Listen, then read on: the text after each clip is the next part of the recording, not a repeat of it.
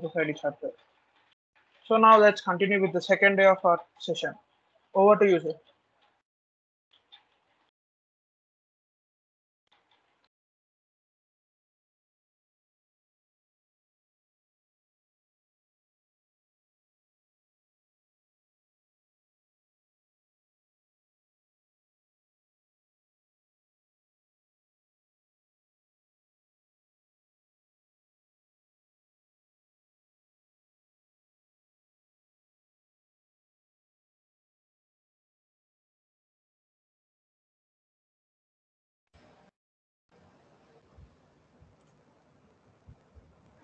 So, yes. A very good morning to all of you. How are you all? I hope you are doing well. Great. So yeah, we are already late. So without just wasting much time, let's start today's session. Right. So day two. This day will cover wireless sensor network protocols. Uh, we will focus mainly the popular protocols that is used in wireless sensor network in almost all the layers. Right. Then we'll talk about how we can implement the wireless sensor network so that you can make a small projects with the help of this knowledge if you want. Right. And then we'll talk about the simulators that is used in this field. Right. Many huge professional simulators, freeware and paid, that is available. Right. You can use any one of those. They are very heavy simulators, right, which gives the exact same scenario, same result it produce as if you just implement the real scenario, right? So that is the beauty of these simulators, that we are just going to talk about those simulators, and we'll finish this session and workshop at the end with a question and answer, right? But as we just have done yesterday, in between, if you have any question, we can cover up, we can talk on that one, right? So no problem, you can stop me in between anywhere if you want. So yesterday we just talked about the basic concepts. So let's do some linking between yesterday's and today's session. So those who were absent, so we'll have exact idea where exactly we are. Right. So we started yesterday. We started with the introduction and basic concepts of the wireless sensor network. Then we talked about the various applications of wireless sensor network, and we also talked about the various design issue, and we discussed the basic components of the wireless sensor network. And the conclusion of yesterday's session was that the wireless sensor network is quite bit different than ad hoc wireless network, especially in terms of energy consumption, right? Uh,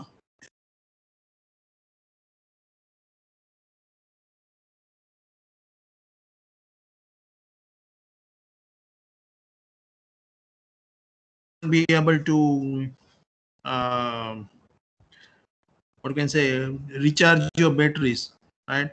So it's very difficult to recharge the batteries, so ultimately you cannot recharge those batteries in wireless sensor network. So mainly we focus on energy consumption reduction at each and every stage of wireless sensor network.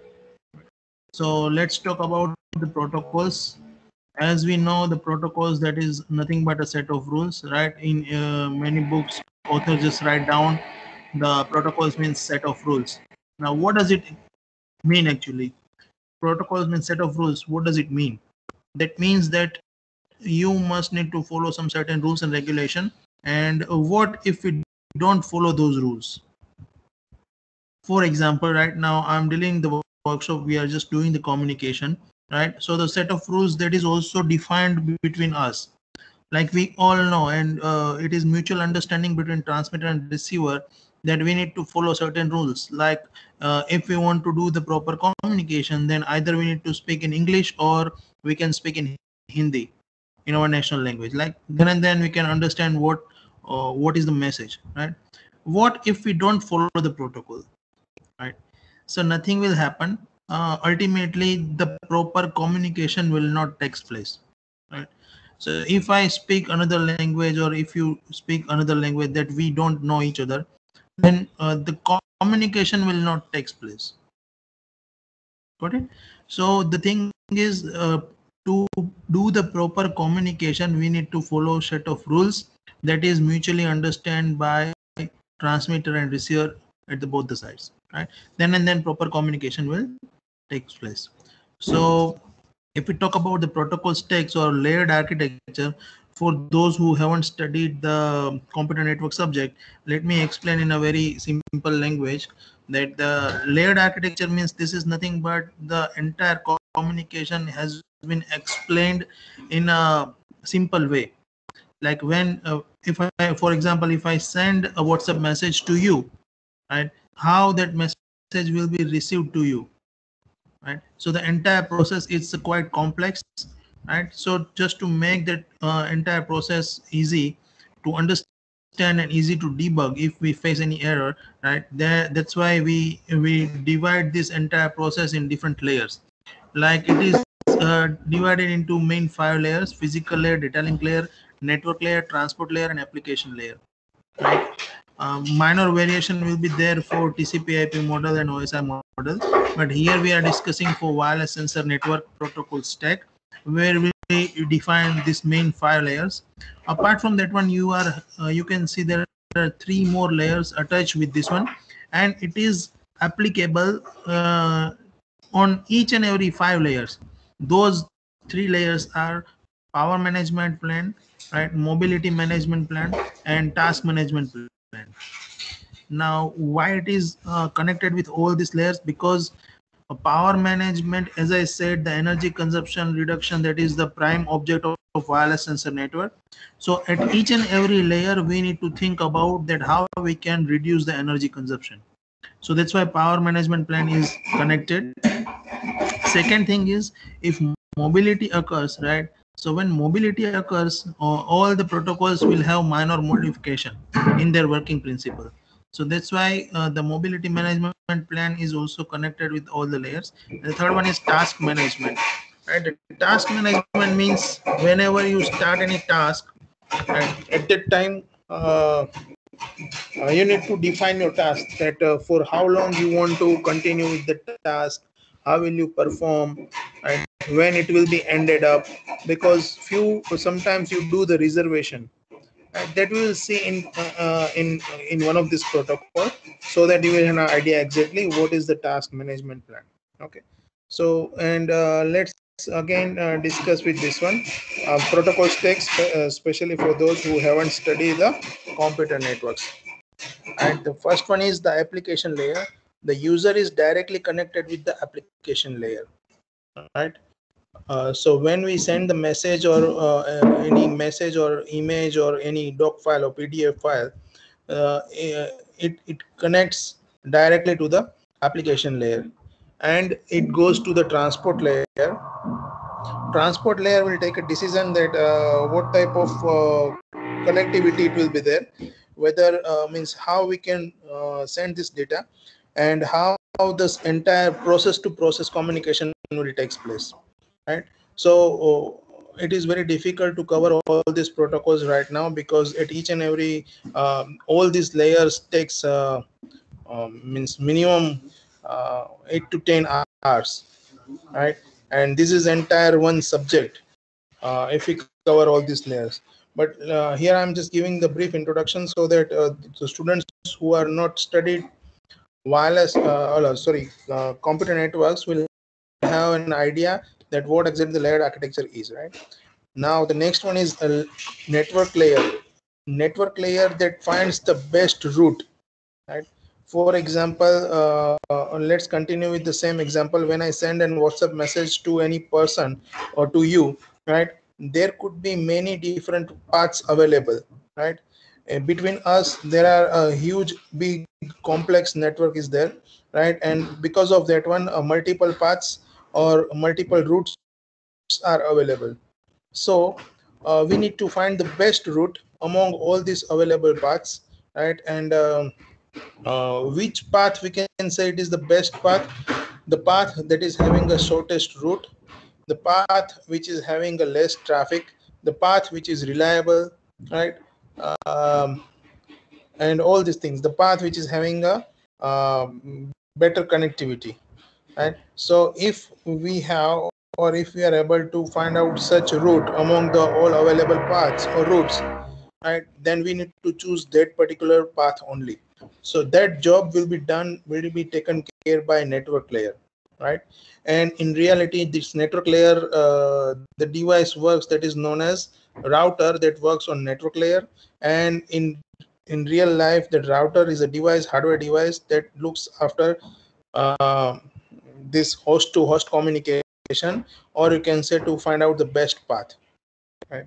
Now many algorithms and protocols that works on network layer, but widely used protocols are IP address, right? We all know IPv4, and now many countries already started using IPv6, and that is the internet protocol. It's widely used protocol in network layer, right? So this is all about network layer. So ultimately you can say the job of network layer is to find out the best route and to deliver the message, or you can say to do the host to host communication, to perform host to host communication, right?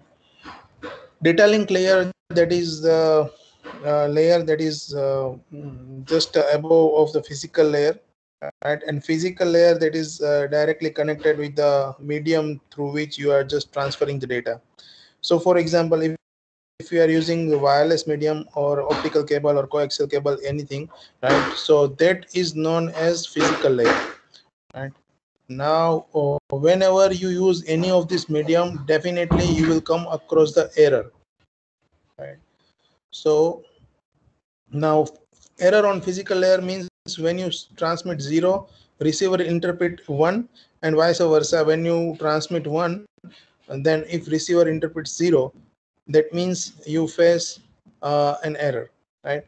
So when the receiver side, this is the protocol stack for the transmitter side, for example, the same protocol stack that will be followed at the receiver end. So the receiver end, when all the bits will be received at the physical layer, it will be forwarded to the data link layer, right? And reverse process will take place. Data link layer will combine various frames, and it will be given to the network layer. On network layer, packets will be formed, and all these packets will be given to the transport layer, and so on. So when at receiver side, when you get the bits, right, those bits will have an error. Definitely you will have an error. You cannot say that I got the 0 error, because in real life you cannot say that it is you will not find the errorless communication, right? So if error will be there.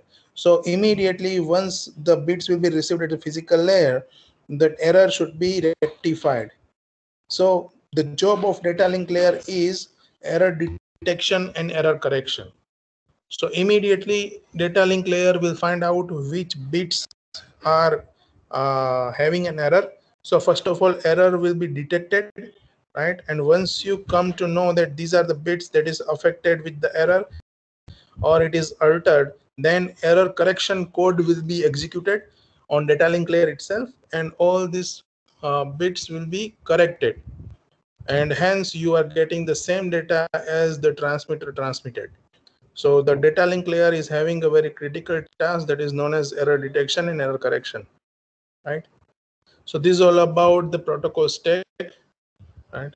I just try to explain the roles and responsibility of each and every layer in a brief, right? So if you have any question, you can ask the question, because to go much in depth for this computer network subject, it's just a wide subject. But still, if you don't understand anything, just feel free to ask. And if you don't have any question, then we'll move further. So please ask the question if you have any.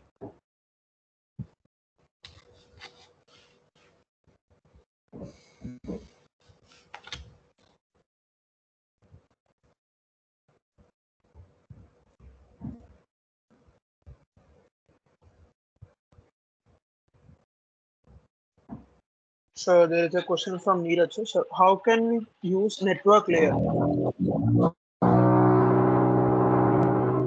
Yes, how can? How can we use network layer?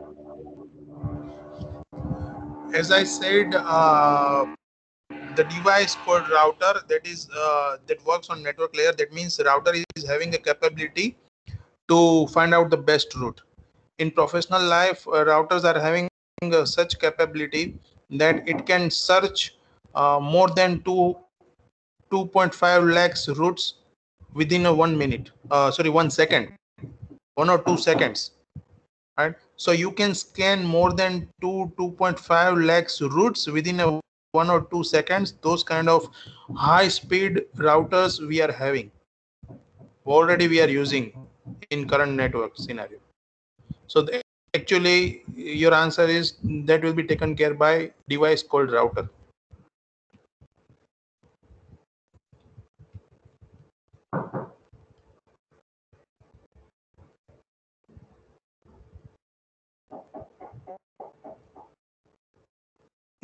Any other question, please? Like he replied, okay, sir. Like I think he stopped and came back. Sorry. He replied, okay, sir. Okay. Any more question, or we should go further? No, sir. Like yet no questions, sir. I guess we can move forward. Okay. Okay. Thank you. So let's start with the make layer, because here the make layer, actually the make layer is a sub layer of data link layer. Right. Data link layer is having two layers, and make layer is one of that. So ultimately you can say data link layer sub layer is a make layer, and make layer is having, make layer means medium access control. Right. Now medium access control layer is that plays a very important role in wireless sensor network or in any communication. Right. So let's talk about the make layer. As name suggests, the make layer, the full form of make layer is medium access control. That means how you are going to access the medium on that one, actually how we can control that thing. Right. And why we require this protocol? Because we, or means all the users in real life, also in network, all the nodes, all the users are using common media. Right. Common medium. Right. For example, right now we are having a common platform, online tool we are using. Right. So we need to we have some limitations. We need to follow some set of rules. Right. For example, uh, medium will be accessed in what way that we need to define. For example, right now I'm speaking. Right. So the delivery authority that is given to me. Right. So we have that mutual understanding, and in human being that we do the same thing. Right. In common in a single room, if we are having 5 to 10 people, and if we are doing some discussion. Right. So we are this is one of the example that where we are uh, accessing the same available room. Right. Multiple people are using the same medium. Right. So few things could be there. Right. To do the proper communication between this 8 to 10 people in this room. Right. There are certain things that you can do. Right. Let me explain the same thing in a very simple language, and these are the different methods, is nothing but the different protocols. Like for example, if I make a rule, or if I do some setting like mm, each person will have 1 minute of time to speak. Right.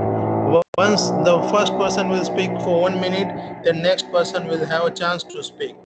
So I will make this arrangement of speaking, or you can say the access of medium in this round robin pattern. Right. So this is one of the method. Right. This is how we can do the proper communication. Right. All the users cannot randomly speak, otherwise what happened? Collision will occur. Collision means a kind of accident. Right. Congestion and collision are two different things. Congestion means it's a kind of traffic. Right. It's a traffic of jam, or you are having and because of the traffic, because of the congestion, you you get the delay. Right. Your information, your packet will be received or transmitted after some time. But this is known as congestion. But the collision means it's a kind of accident, right? Means colliding, your packets are destroying, your information is destroyed. So it does the same thing when in a single room, if more than multiple people are trying to do the communication at the same time all together, then what will happen? Not a single person can receive or can understand others information or the message, right? So we should not do like that, and that's why the MAC layer protocol comes into the picture. You got it? What is the role of MAC layer? So this could be one of the thing that will do the round robin pattern. Second thing is we can divide this room in a further partition, right? We'll make a partition so that parallel communication takes place and it will not disturb to each other. Third could be, right, listen before you speak, right? That no, this is our normal tendency, right? What we will use, it is called as listen before you speak. So you will sense the channel first. If no one is using the channel, then and then you will start transmitting the data, right? And for that one you need to send two types of packets, that is called hand shaking packets, that is called request to send and clear to send, right? For example, if you like someone, right, and if you want to convey some message to him or her, right, directly you send the information, directly you just pass on the message to him or her? No. Before you convey your message, right, you just say hi, right? And what if this is nothing but it is called request to send? Whenever you say hi to someone, that means you are sending a request, right? Request, you are initiating the communication. And what in reply of that one, what if you don't get anything? It may happen, right? In real life also many of you might have faced this thing.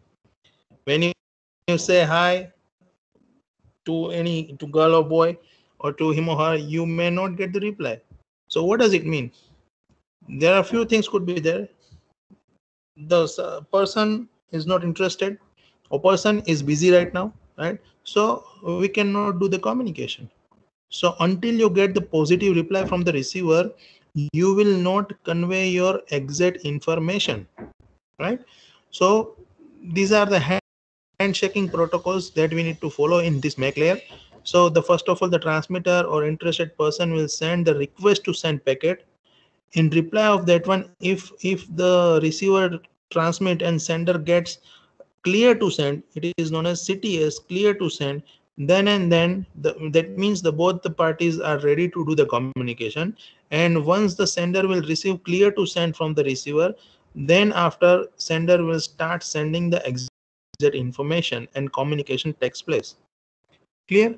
So all these things that happens at the MAC layer, right? Now when we talk about the MAC layer energy consumption problems, there are few certain points that we need to keep on our mind. That the first one is collision. We need to stop collision, otherwise what actually happens when the collision occurs? Collision means, as I already explained, that a kind of accident, or in a same medium more than two transmitter transmit the data on the same channel, right, at the same time, then collision will occur, right? In a simple language, as I give the non-technical example, that in a single room, if more than one at the same time, if more than one transmitter, one people start speaking, right, uh, then the collision will occur, right?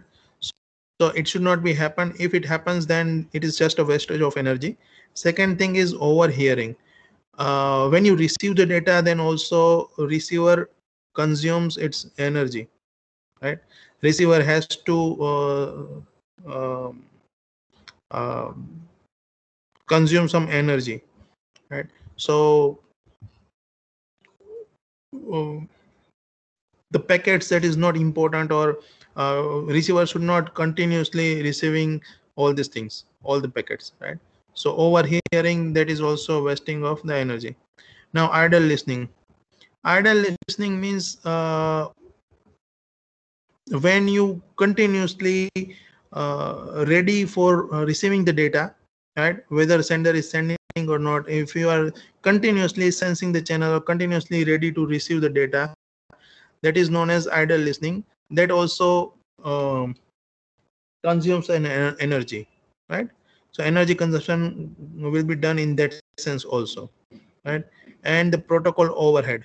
Now protocol overhead means, yesterday I explained that when you write down any letter, right, so the address, transmitter and receiver address from and to address, that is not actually a information, but it is important, it is required to send your information properly, right? So that is known as overhead bit.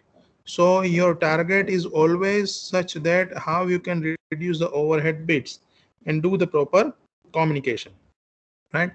So here, if your overhead bits are more, then communication energy consumption will be more. As we talked yesterday, communication energy and computational energy consumption, right? So more number of bit means more number of bits you need to transmit, more number of bits you need to receive. So energy consumption will take place at both the end, sender and receiver, right? So our job will be, or make layer or every layer we need to reduce the overhead bits. So let's talk about the MAC protocols for wireless sensor network. It is categorized mainly in a 4 part, right? On the basis of duty cycle, or you can say wake up concept. Second thing is contention based protocol. The third one is scheduling based protocol, and the fourth one is IEEE 15.4 MAC protocols. So these are the main 4 category. Uh, the protocols, MAC protocols, are divided. And if we look at the further division, and duty cycle or wake up concept, on the basis of that one, there are many protocols. Contention based, there are many protocols, and so on. Here I just mention only few of the protocol which is famous, right? There are so many MAC protocols are there. Continuously researchers are coming with the new protocols, right? With some minor modification on basic protocols, right? So here just I want to cover 1 or 2 protocols which are very famous, and otherwise means we cannot cover up all these protocols because of the limitation of time, right? So let's talk about the first protocol which is very famous. It's called SMAC. SMAC stands for sensor MAC, sensor medium access control protocol, right?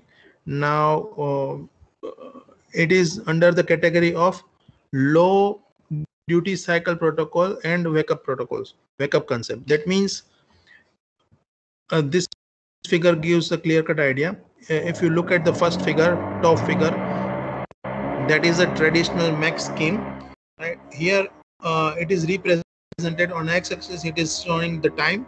On y-axis it is having a power consumption, right?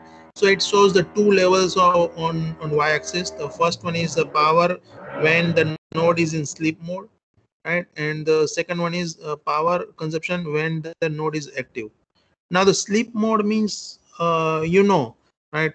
uh, we use these words in real life, like your laptop is in sleep mode, right? And your laptop, you are working on laptop.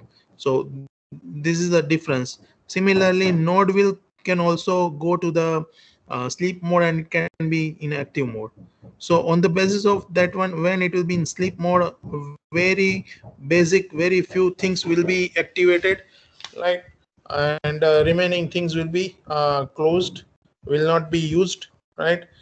So for example, um, power related, almost all the activities will be turned off in a sleep mode, right?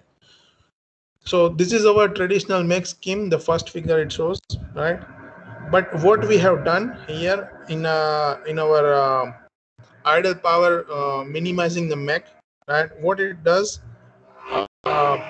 we do turn on and turn off, means we keep our sensor nodes active mode and sleep mode frequently, right? So it's a kind of a square wave kind of thing that you can see, that shows your each node will become an active for a while, and again it will go for the sleep for a long period of time. Again it will be active for a while, and it will go back to the sleep mode, and so on. Right. So so this is how we can reduce the energy consumption, right, using make protocol. So what sensor make does, let's see more in detail. Right, what does it mean when active mode and when it goes to the sleep mode? So the first figure says, left hand side, top figure, that shows the node A, and right hand side it is showing the node B. Right. So as we discussed, node A will be in active mode, that is for the time period showing in a cyan color. Right.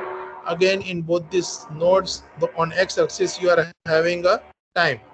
So just for a small period of time, it will become an active, and again it will go to the sleep mode. Again it will become an active, and it will go to the sleep mode, and so on. Right.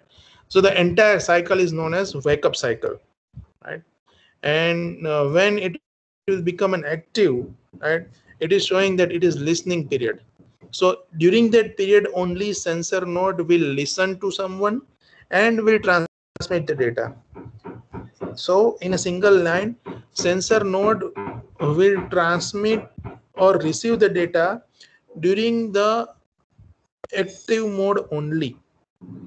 It will not receive any data, it will not transmit any information during the sleep mode. Right. So this is one of the method. By doing this one, we can save the energy. Right.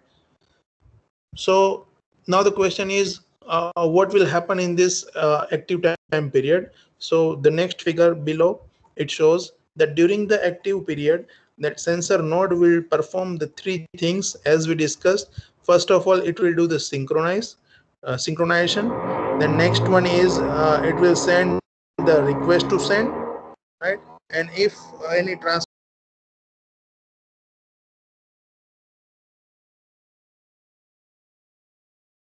it will send the request to receive. Excuse me, sir. You're on mute.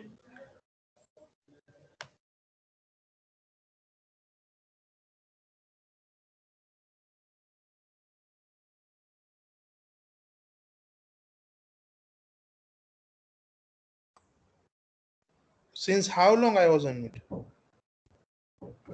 Few seconds, sir. Okay, then it's okay.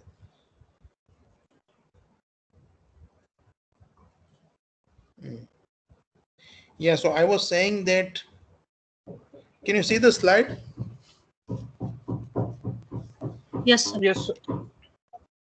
Yeah, so I was saying that any node can transmit or receive the data during the active time period only. Right. So in lower figure 2, that shows that during this active time period, if we just look in the detail, then these things, these events will taken place. The first one is synchronization will be done. Right. I will explain you what do you mean by synchronization and why it is required.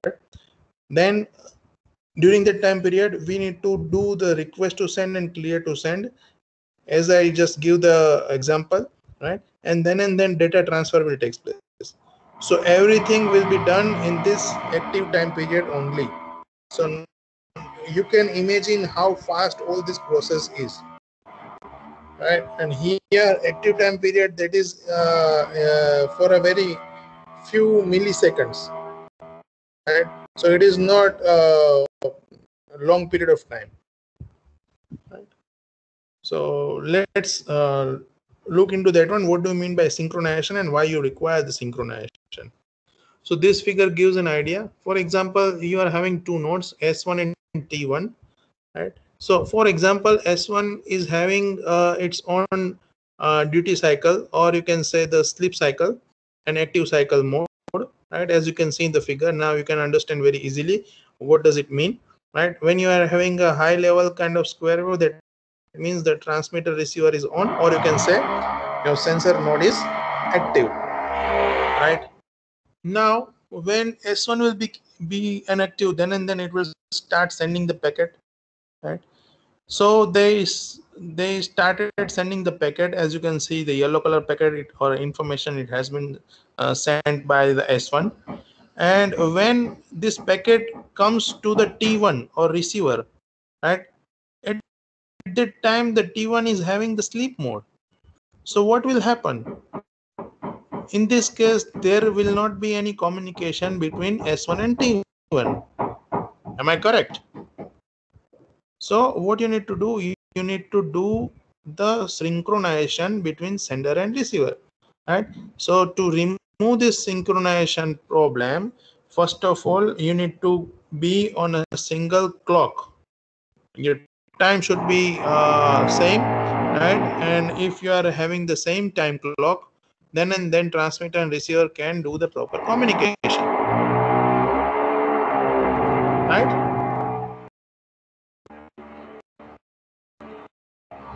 Okay, can you see this image?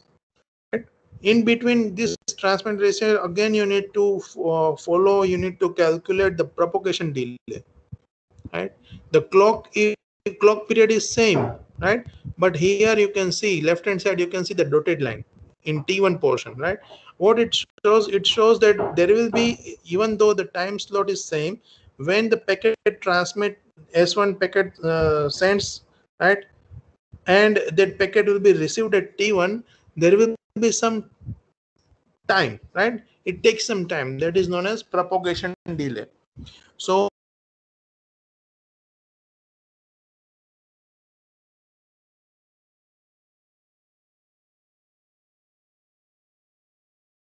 right, so and in real life, how we can do the proper synchronization, that you need to be on a single clock. Now when I use the word clock, means you need to set the time between transmitter and receiver, and that time will be common time slot. Let's think more in detail, right? For example, if we are Excuse having me, the sir. two clusters. Yes. Sir, there's a doubt. Is active time period and listen period same? Sorry. Is active time period and listen period same? Active time period and sleep time period, not listening. Listening will be done in during the active time period only.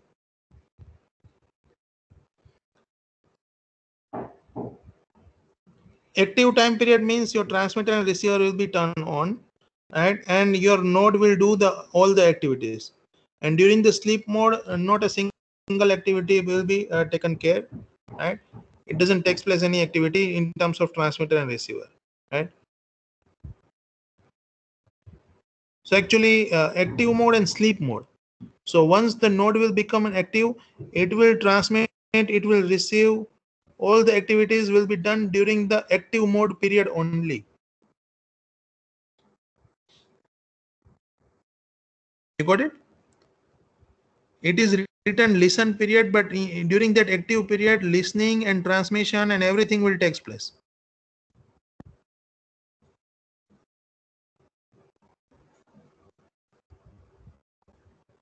Have you got the answer?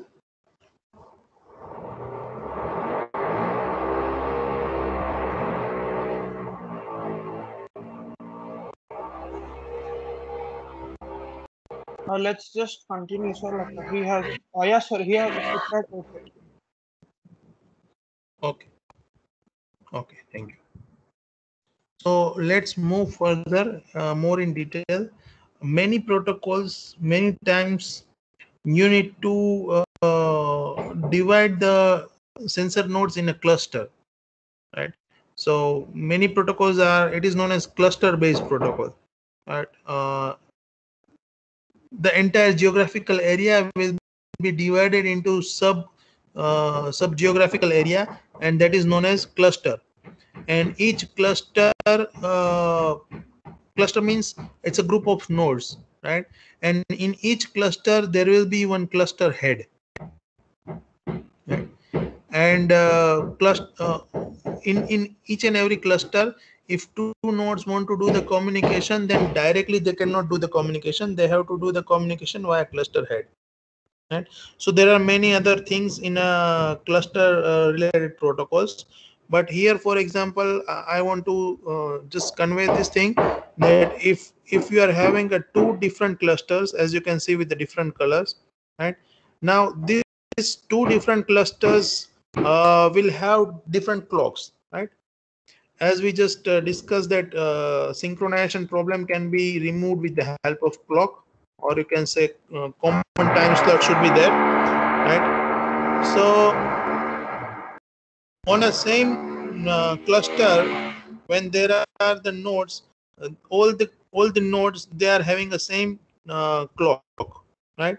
They are having the same clock, then and then they can do the communication. But now if two different clock or two different clusters are there, then they might have a different clocks, right? So how the nodes between two clusters can do the communication, because they might have a different clocks. You got it? So the solution could be like this: the node which is in common between two clusters, or the node that is connected, or it can be connected with the two nodes or two different clusters, they will follow, or they will have a record of both the clusters, right?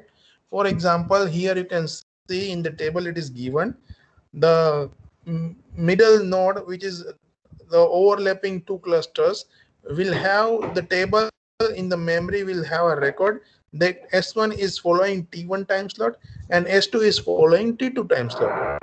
So if you want to do the communication between two different clusters, then you need to transmit and receive the data as per the time slot it is recorded into the memory. Now here it is shown that wake up scheduling table, that means real life, that is in memory, that it stores that when it has to transmit the data and when it has to receive the data. Am I clear? So Yes, sir. this is how we can avoid the synchronization problem.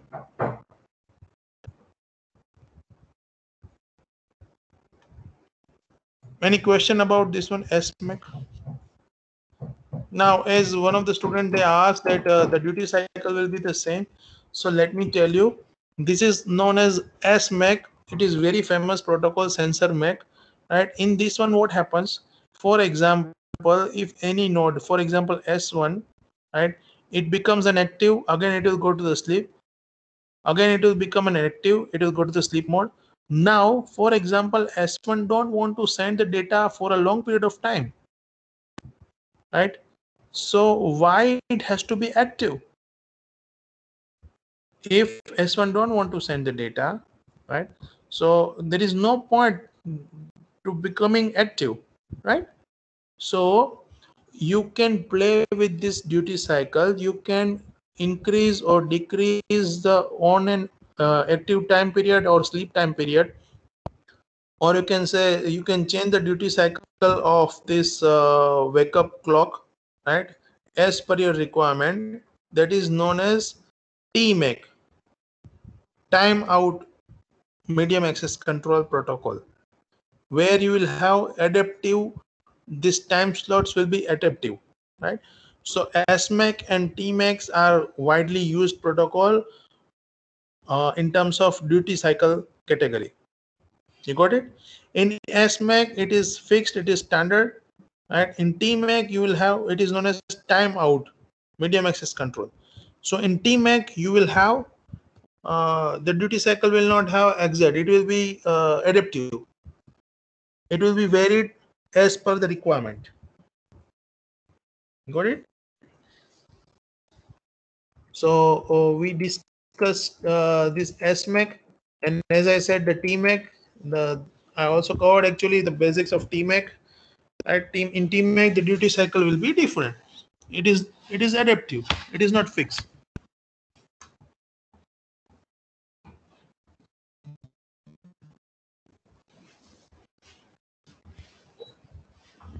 Clear? Now let's talk about schedule-based protocol. In schedule-based protocol, leech protocol is very famous, right? Researchers are doing some minor modification in SMAC and TMAC, and they are coming with many other protocols also. Similarly, ZMAC is also there, right? STMAC is there. Many other protocols are also there, right? You can make your own protocol. You can give any name to that protocol as per your wish, right? Now let's talk about the schedule-based protocol. Now the scheduling will be done. Now, what do you mean by scheduling? So first of all, this leech protocol uh, means we'll see that why it is known as scheduling protocol, right? So the leech protocol is a category of, or it is belong to the scheduling protocol. Now leech is very famous and very effective protocol in wireless sensor network. Leech stands for low energy adaptive clustering hierarchy, right? Low energy adaptive clustering hierarchy medium access control protocol. Now,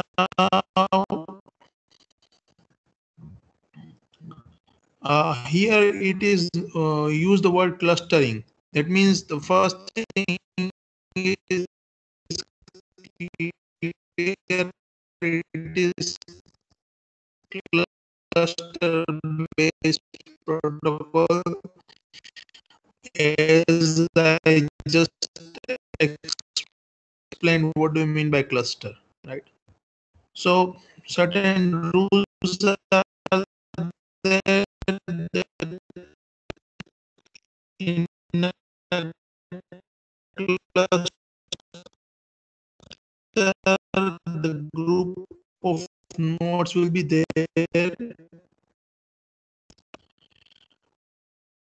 Excuse me, sir. Your voice is breaking. Right? Two nodes in each and every cluster.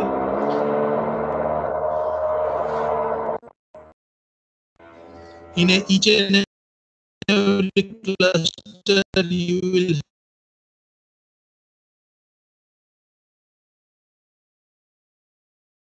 Sir, you're muted, sir.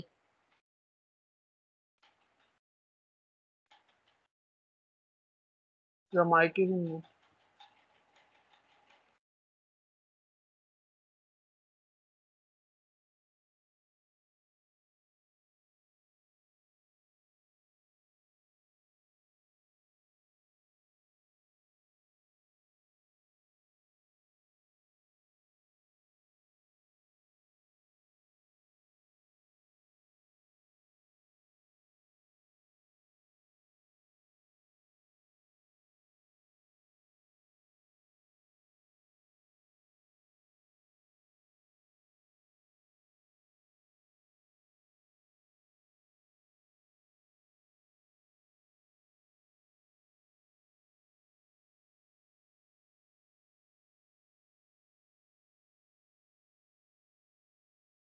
Sir, your mic is muted and your voice was not clear, sir. It was very distant and the voice was light.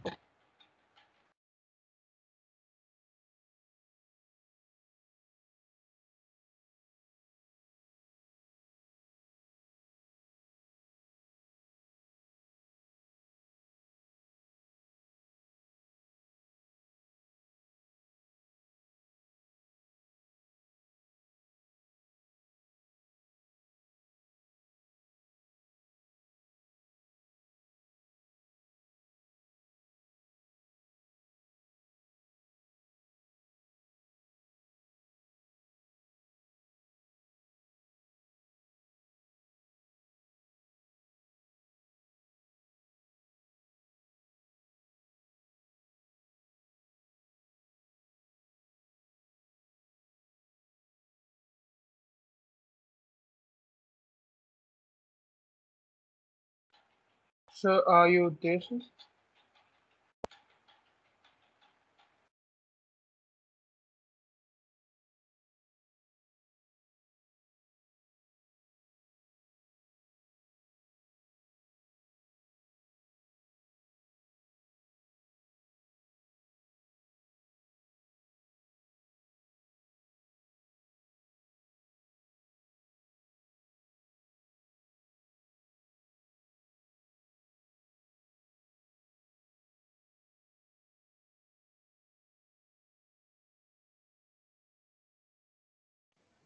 Excuse me, sir.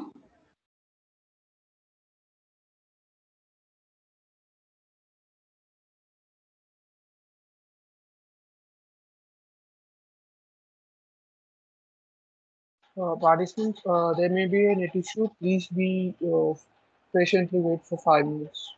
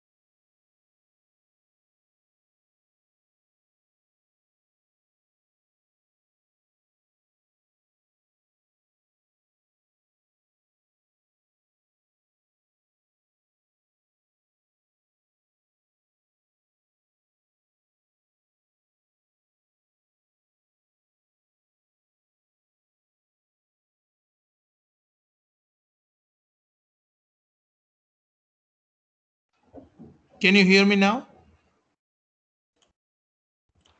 Yes, sir.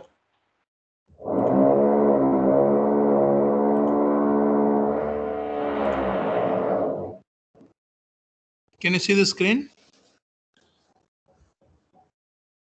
Yes, sir. It's visible.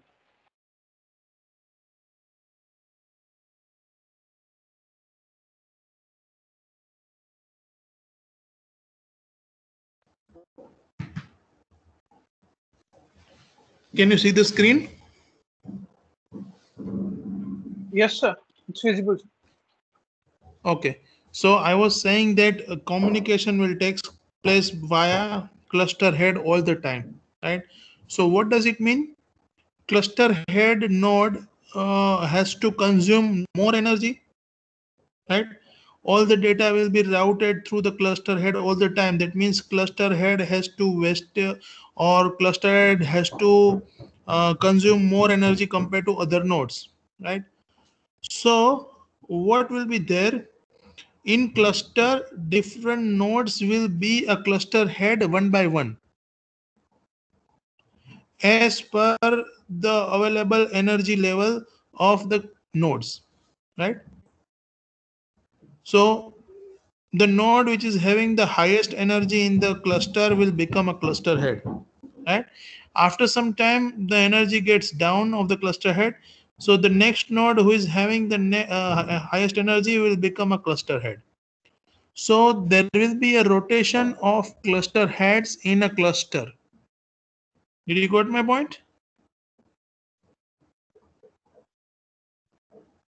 So the entire process will be done in this manner. The first phase, during the setup phase, there will be three things.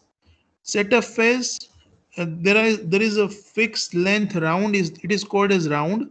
So in each round, this activity will be repeated.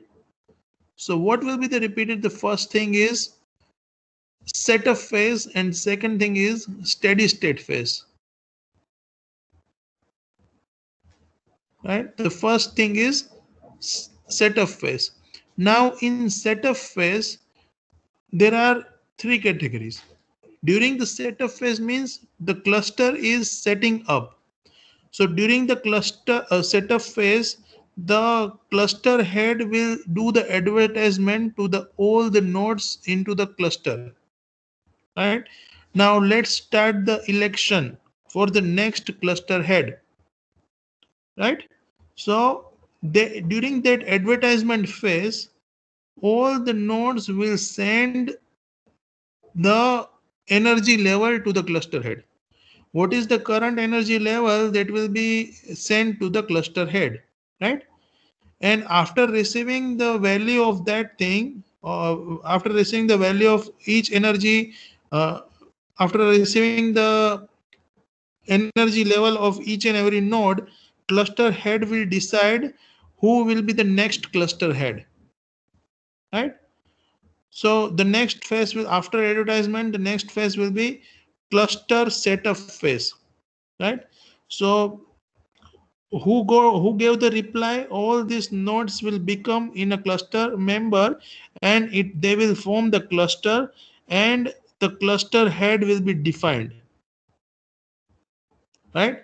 And the broadcast schedule means the broadcast will take place that this is the cluster head. Now you understood these three phases. The first thing is all the nodes will send the data, or you can say all the nodes will send the current energy level to the cluster head. That is known as advertisement phase. In that one, actually we started the election process of the cluster head. We are changing the cluster head, right? So for that one, we will check the energy level of each node. So once the head got the answer from those nodes, only those nodes will be considered as a cluster member. That means the nodes that is replied, only those nodes will be considered into that particular cluster. And that's why it is known as the second phase I wrote cluster setup phase. In that one, your cluster is set up, and your cluster head is also defined as per the highest energy level of the node, right? And the last step is broadcast. So the node who is having the highest energy level will become the new cluster head, but we need to inform to all the nodes in a cluster that now onwards this is the new cluster head. You got it? So this process is known as setup phase. During this setup phase, once the cluster head is elected, the steady state phase will come. In that process, in that step, in that time stage, the nodes can do the communication in terms of time slot. When their time will come, they can send the data. So this is known as leech protocol, basics of leech protocol. Now whatever I'm saying is just a theory, right?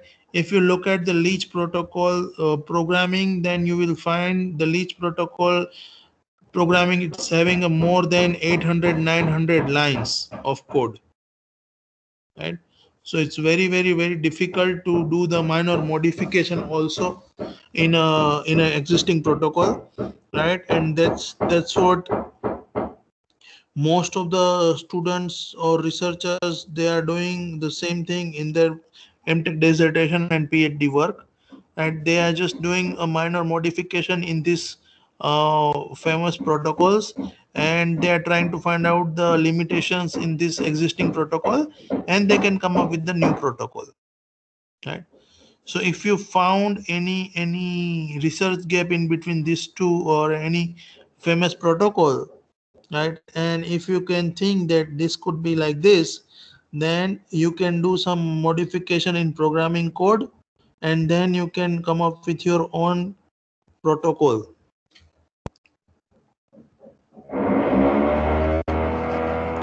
Now the communication between cluster head A means, in this figure there are three things.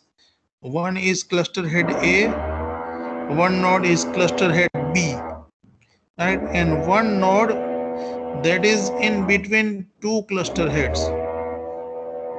So node C that is in between two cluster heads A and cluster head B, right?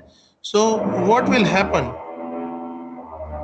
So communication between cluster head A and cluster head C will not affect the communication between cluster head B and cluster head C, node C.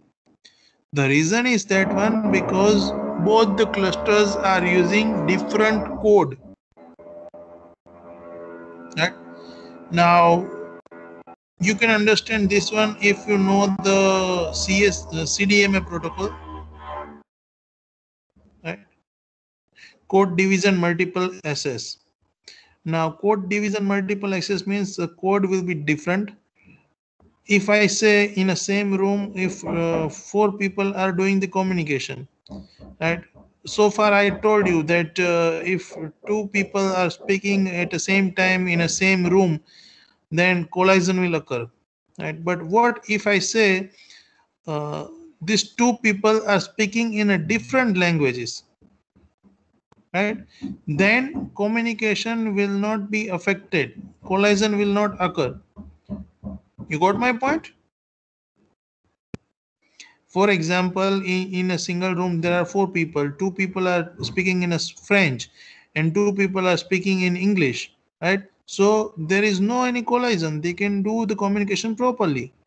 So here the different codes means it's a kind of that scenario, right? The codes will be different, that means there is no any problem between communication in a near region or neighborhood region, right? Any question in make layer protocol?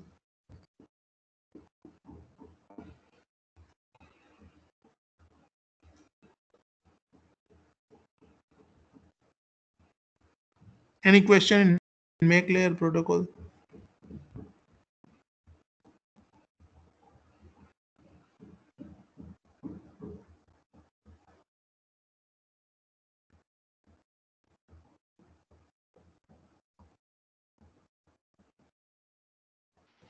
So, sir, as of now, there is no doubt, sir. Okay. Let's start the next layer protocol. It's called routing layer protocol, or you can say it is the network layer protocol, right? So we are going to discuss about the protocol that works on network layer, or you can say routing layer protocol. That means the protocols who are involved to find the route, best route, right? So in this one, the main biggest challenge is the nodes can move, right? That means, as I said, for example, in the cluster, if you made a cluster or if you elect one node as a cluster head, and what if cluster head itself is moving or any node is moving, right? So when movement occurs, when mobility happens at that time, it creates a many problems, right? So the first thing is when any node moves, your routing protocol or your route you have to change. For example, in this example, as you can see that if node A wants to send the data to node E, then I think this is the best path. I think if we come up with the best path like A to B to C to D to E, right? So data is transferring between A to E in this manner, A to B to C to D to E, right? Now, in this case, any one of the intermediate node like B or C or D is having some mobility, and because of the mobility, for example, node B is moving somewhere, right? Because of the mobility, node B is moving somewhere. So what will be the next route? You need to come up with the next upcoming best path. You need to find it immediately, right?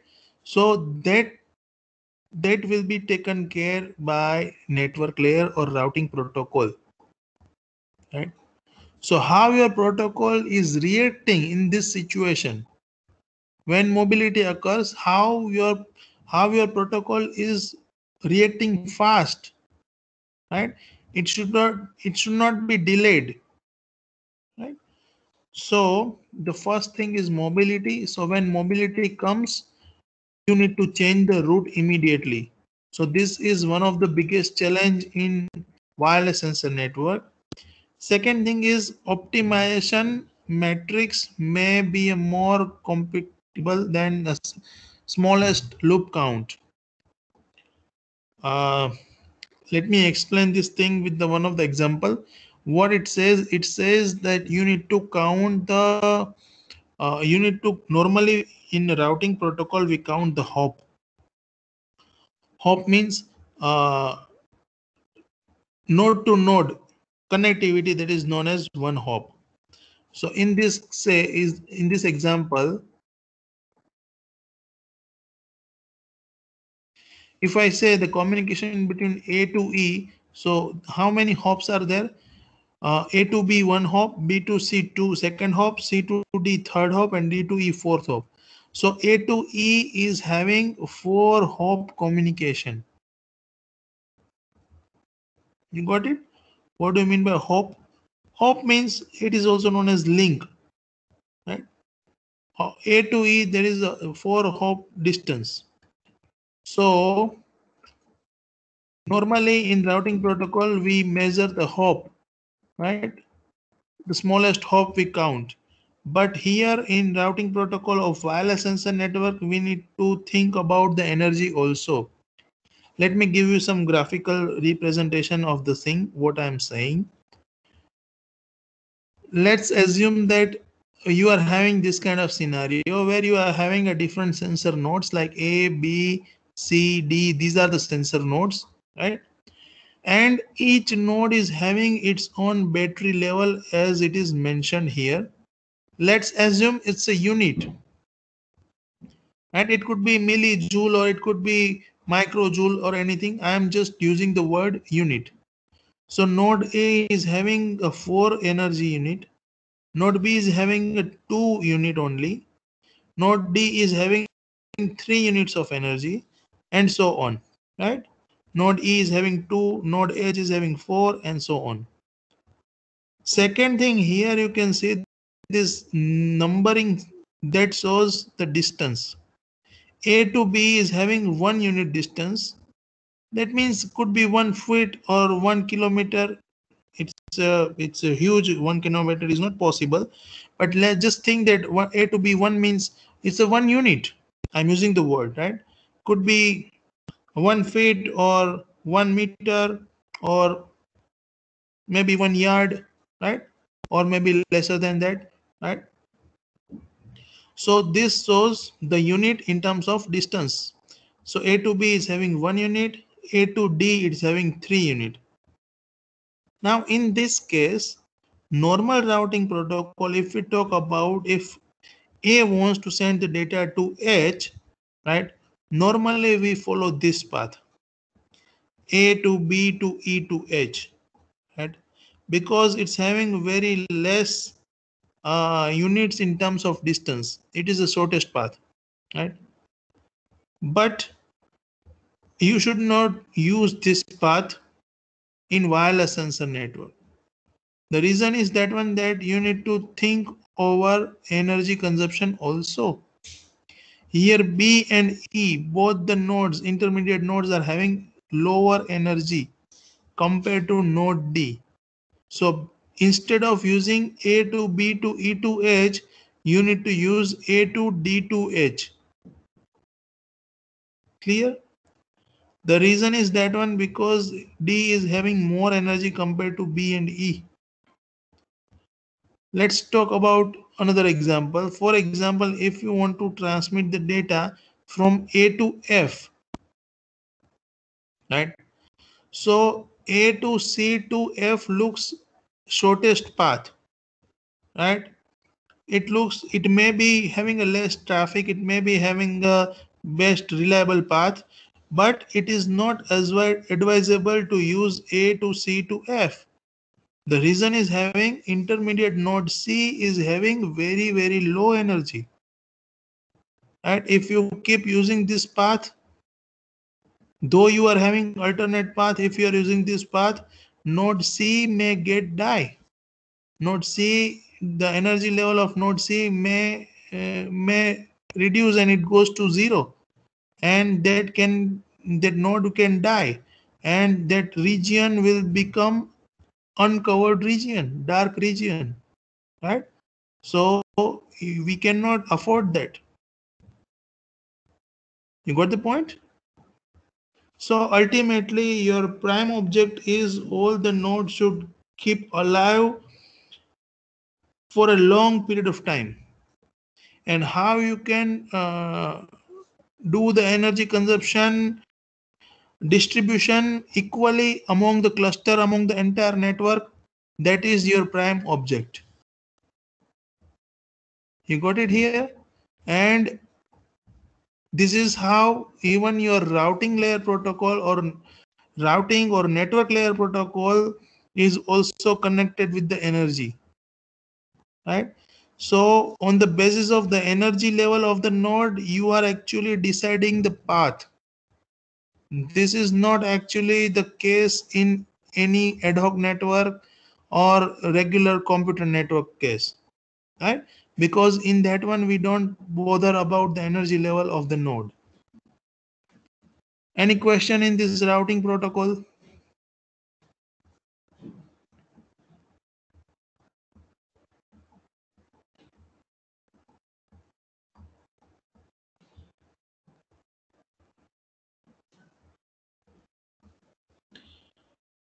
Any question?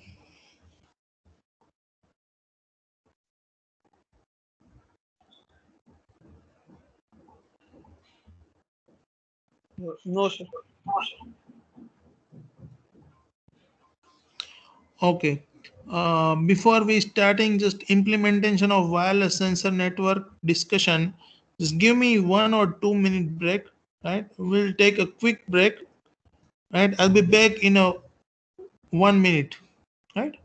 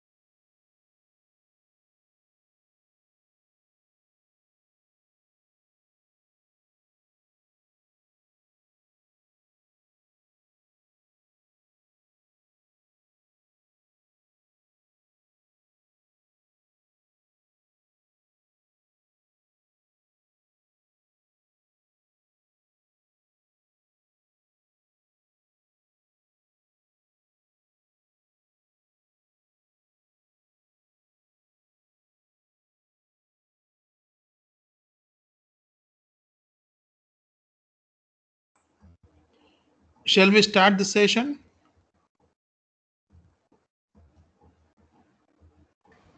Yes, sir.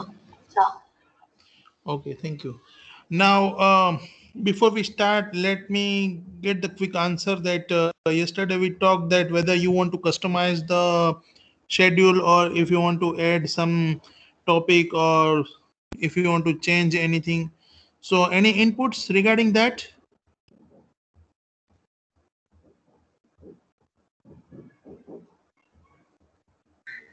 No, sir. Nothing, sir. Everything is going perfectly fine.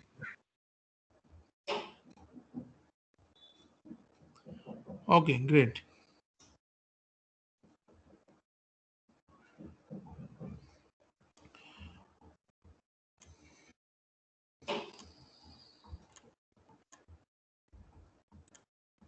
So let's start how we can implement the wireless sensor network in real life. Right. Most of the students will be interested in this one, that how we can implement the wireless sensor network. So if you don't want to do any research work, if you don't want to make any new protocol as of now, then with the existing set of rules, with the existing protocols and algorithms, you can easily make your wireless sensor network at this level of PG or UG, right? So how we can do that, let's discuss here, right? But before we go that one, no one asked me the question that we just cover the protocols for uh, uh, make layer and network layer only. I haven't discussed about the protocol that is used on transport layer and application layer. So why I haven't got any question like that? That is actually the big question, isn't it? So let me tell you, right? There is no such huge issue in wireless sensor network in terms of transport layer, right? Most of the time, transport layer that focus on congestion control, right? So congestion will be controlled there, but in wireless sensor network, the data size is very low, right? And if it is clustered protocol, then the network is divided into clusters, so that actually the role of transport layer that becomes very less, right? The people are doing some work, but it's not too much work in that direction for wireless sensor network. So you will find very less papers and very less research that is going on in terms of transport layer of wireless sensor network. Clear? An application, of course, that the user is connected directly with the application layer. So actually the sync is connected in that manner. So wireless nodes are not connected like that or directly connected with the user. So no need to talk too much about the application layer protocol. Right? So now let's talk about the implementation of wireless sensor network. With the help of Zigbee module, as you can see in the figure, and you can easily implement wireless sensor network. Now Zigbee, that is a kind of small development board. It's uh, around with the size of your thumb, right? uh, if you just combine your two thumbs together, that will be the size of the Zigbee module. And it is having a different series like Zigbee Pro, Zigbee Pro Series 1, Series 2, and so on. Most of the time we use Zigbee Pro Series 2, right? This different Series 1 and Series 2, that is on the basis of the specifications of the Zigbee node or module, right? Here in this module, you will find pins, as you can see here. It is having 20 pins, right? Out of the 20 pins, many pins are given for digital communication and analog communication. So you'll find analog pin and digital pin as well, right? That means you can interface any type of sensor that produce the analog or digital output, right? So we are right now onwards, we are just focusing on the backbone network, and what type of network you want to make, you just need to attach that kind of sensor node with this module. Clear? So let's talk about this Zigbee module first a little bit. We'll discuss about the theoretical knowledge first, and I will share you the video links. With the help of that one, you can easily make your own wireless sensor network. Right? So Zigbee module that works on IEEE 802.15.4 protocol, right? And that mainly it covers the physical and MAC layer, as you can see in the protocol stack, right? So if we see more specification, more in detail, Zigbee is not actually the new set of communication, it's the old one. I think it was started in 2004, I'm not sure, maybe 2 or 2004, right? It is having two type of physical layers. The first one is it's having a 668 megahertz to 915 megahertz frequency or direct spread spectrum, right? And it's having 11 channels, which is having the speed of 20 kbps and 40 kbps, right? That is normally used in European countries. We are not using that one, right? But whatever we use in India, that is having the module that works on 2.4 gigahertz, or you can say 2450 megahertz frequency, right? And 2.4 gigahertz is a free band. That means you won't need to get the permission if you want to transmit any information on this frequency, right? Otherwise you need to pay for that. Few bands you cannot use it. For example, if you transmit the signal on 93.5, that is actually allocated to FM, right? So if you transmit the signal on this frequency, then someone can file the case against you, right? And you may need to pay for that, you may get jail for that, right? So that means you are violating the rules. So in short, you need to use the free frequency band which is available, which is allocated, and Zigbee is using the free frequency band which is 2.4 gigahertz, and it is having 16 different channels. So, and the speed of that one will be 250 kbps, kilobits per second. So you might feel that 250 kilobits per second is very less speed. But yes, this is enough for wireless sensor network because your data size is scalar and it's not huge. So if any student wants to, means if they say that I want to make a project that transmit my voice signal on using Zigbee, right? So actually it's not feasible, right? Why it is not feasible? Because your speech signal is having a huge size, and to transmit that data you require large bandwidth, right? But here in Zigbee module, that much of bandwidth is not allocated. So how you can transmit your voice signal over Zigbee? It's not feasible actually, right? So before you choose any project, you need to be very careful. You need to understand, as I said, we started yesterday. You need to understand all the wireless technologies, all the wireless communication protocols and networks. Then you need to use that thing for your project work. So here it shows right hand side figure, green color, it shows the 16 different channels, and that uses 2.4 gigahertz physical layer, physical frequency band on physical layer. Right. So if we talk about the physical layer parameters, the transmitting power, that is 1 milliwatt, right? Power reduction is having a capability of required if it is greater than 16 dBm. Receiver sensitivity, that is minus 85 dBm to minus 92 dBm. In our case, it is minus 85 dBm.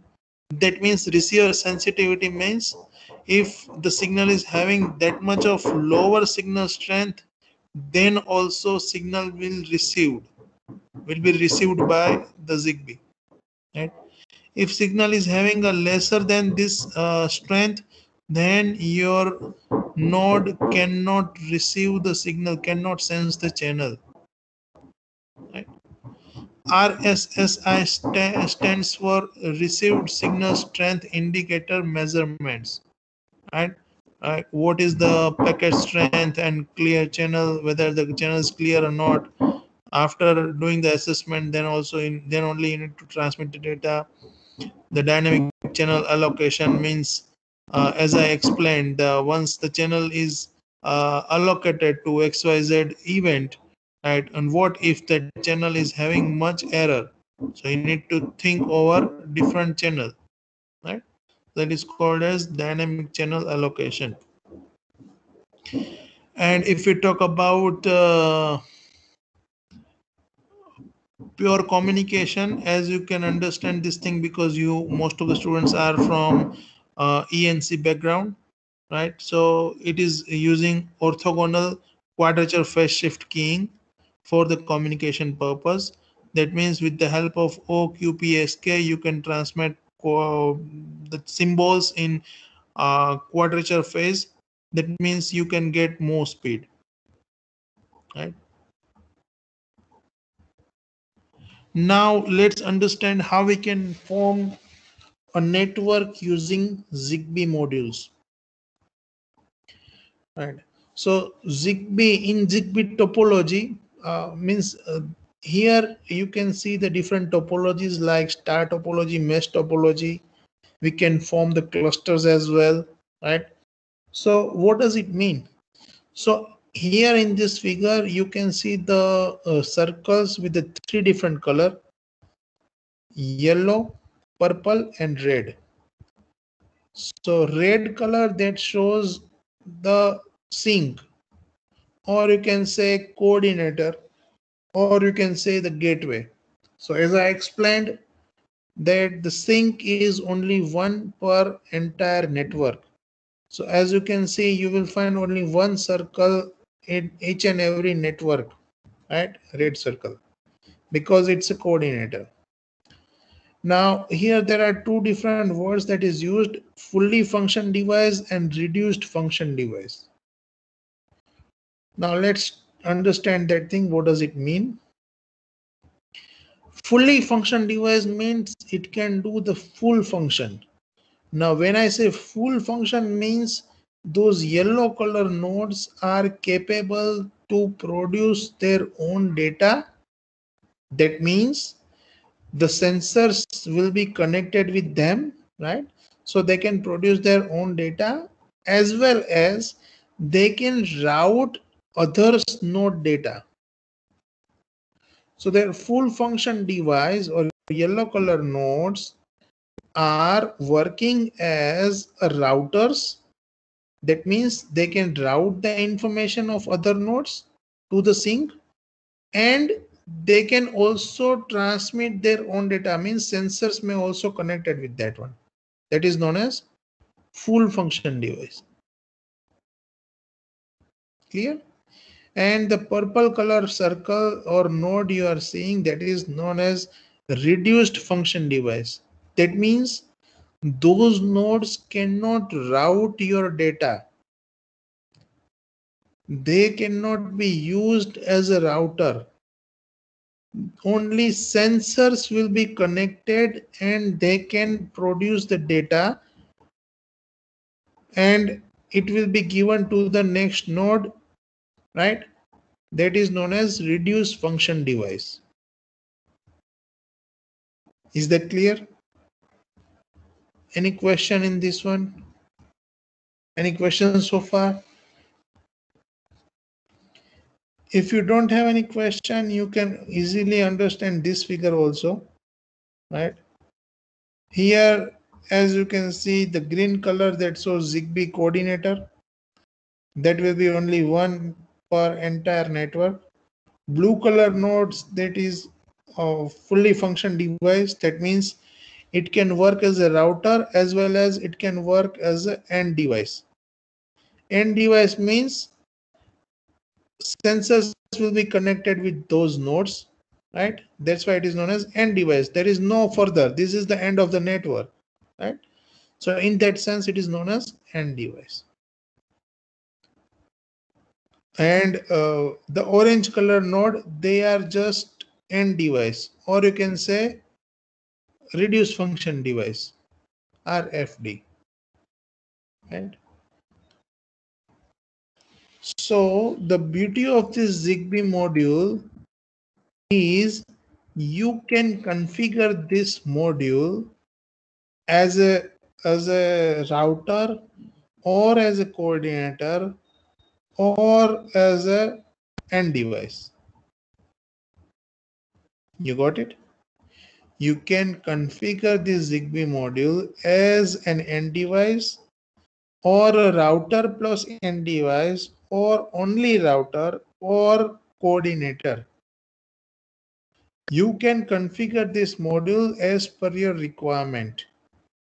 So next step is we need to understand how this ZigBee module works, right?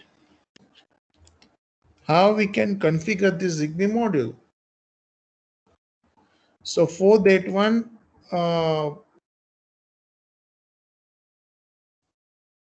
my videos are available on the YouTube. You can find all this information very easily. I explain much in detail that how you can configure the ZigBee module, how you can use that as a router, how you can use that an end device, how you can use that router plus end device, and how you can use it just a coordinator, right? So I cannot cover up all these things in a very limited time. That's why I'm just giving the link. Later on, if you find any difficulty or if you are unable to do, if you are unable to configure anything, or if you are unable to implement wireless sensor network, you can contact to me, no problem. I'll answer you, right? So I advise you to go through this 3 videos if you want to configure the wireless sensor node, right? Now let's talk about a little bit about the addressing mode of the ZigBee. ZigBee is having two types of addresses. Each node will have two addresses. One address is 16-bit address, that is known as network address, and one address is 64-bit address, that is known as node ID.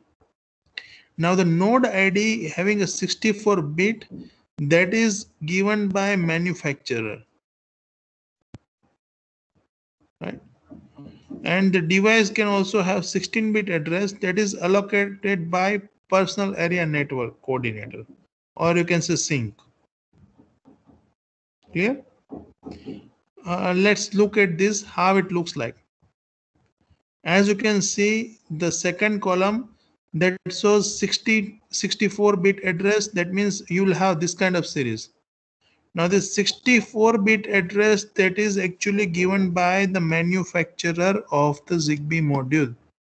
You cannot change it, right? And the last column that is shown 16-bit network address, right? That is given by, it is represented in hex number. Sorry, I didn't mention. That's why you are having just four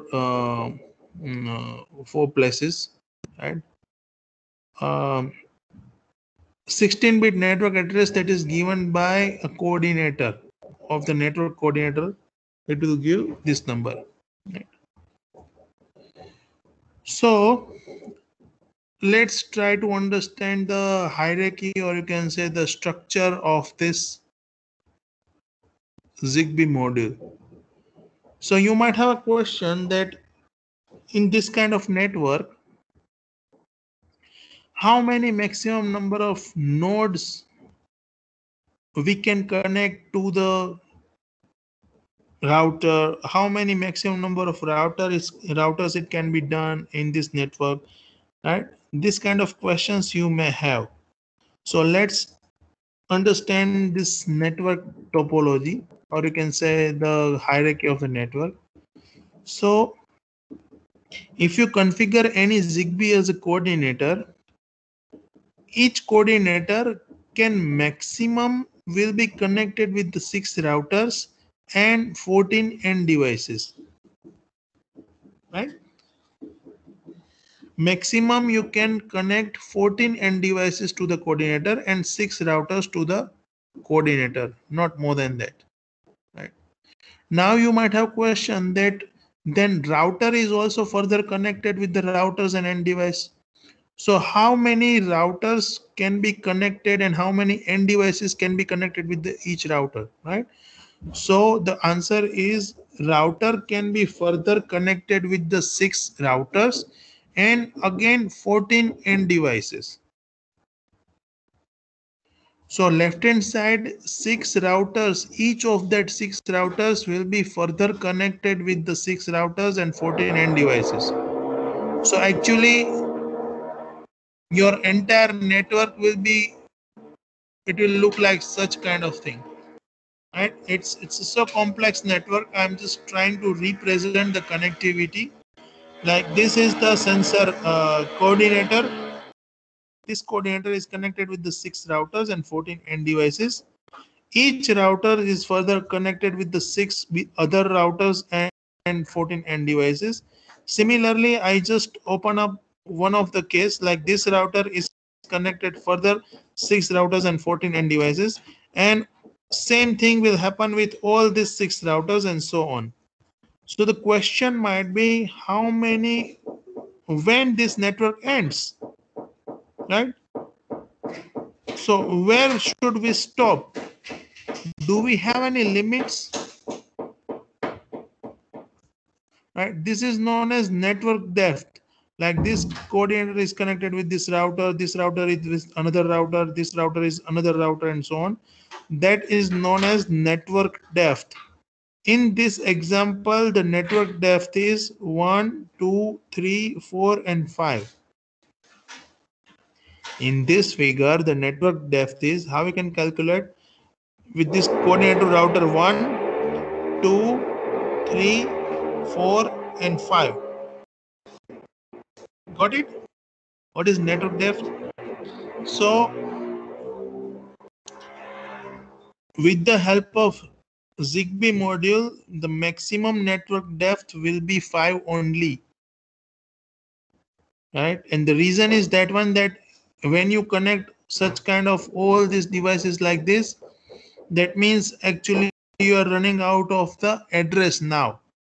Because of the limitation of address bit allocation, you cannot accommodate more number of nodes into the network, right?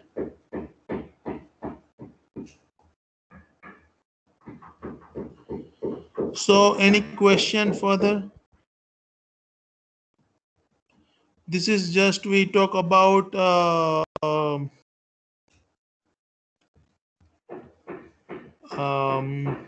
implementation of wireless sensor network. Once you see these 3 videos, you will be able to make the project, you will be able to implement the wireless sensor network.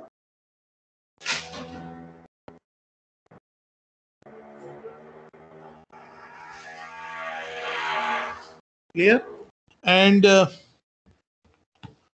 I want to show you a few things.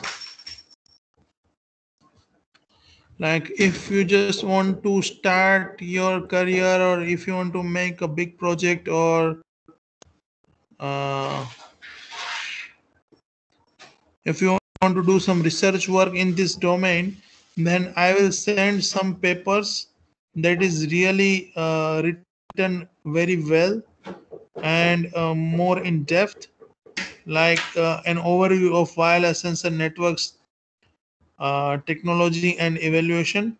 And this paper is written by these authors, and it is really good.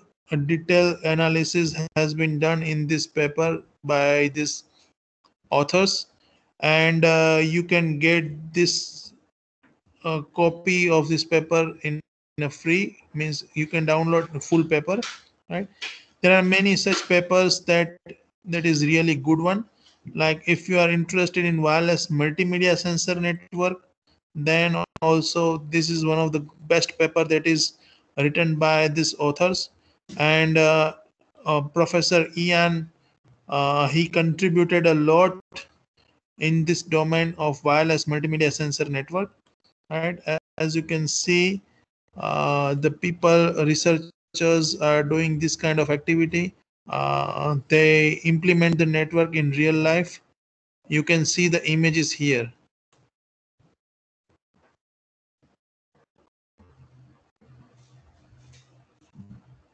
You got it? As you can see, this is the deployment of a real wireless sensor network. So I'll send this kind of good research papers.